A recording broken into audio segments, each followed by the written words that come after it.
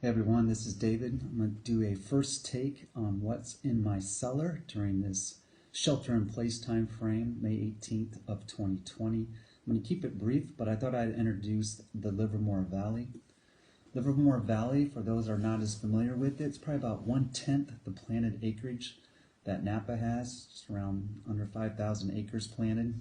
The AVA was actually established in 1982, as Napa was established in 1981.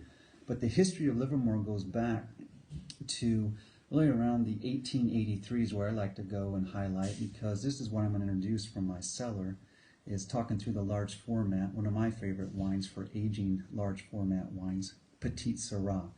This comes from Concannon Vineyard, a 1997 vintage. I usually like my Petite Syrahs aged in a large format, at least 20 years. This one's 23 years old. I will not be opening it today because I probably would need about 12 people to help me with this, but I have opened this 1997 on multiple occasions. I have multiple versions of this in different sizes as well.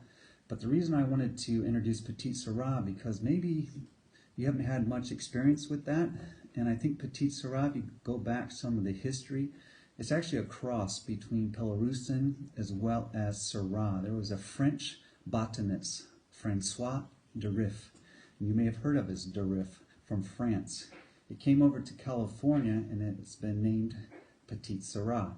Petite Syrah, usually I would say the characteristics is really bold tannins, and it's got a lot of dark inky purple color when it's young. And the reason being is when you look at the size of the berries, or the reason why it's called petite, the berries are really small. So really the skin, the wine skins, the berry skins to the juice ratio is very high. So there's a lot of skin and tannin that goes into these wines. So they're bold and they're really excellent as they age, in my opinion. This 1997, the way I would describe it is usually the fruit flavors, which are usually the darker black fruits, dissipate as they age. This one, more the tertiary flavors start to pop. I would say the more dominant ones are around, specifically, I got shiitake mushrooms, I've got clove, you also get hazelnut.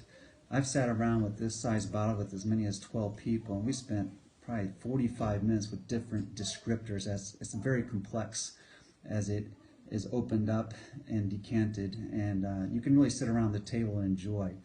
The reason I like large formats as well is, one, these are very impressive for special occasions, but more importantly, I like the way it keeps out the light, it regulates heat, it's really a slower aging process, and as it applies to Petite Syrah, the tannins actually soften very gradually, and this wine is extremely balanced now. The tannins are really in harmony, whereas a 2010 Petite Syrah from Concannon is still too early, in my opinion.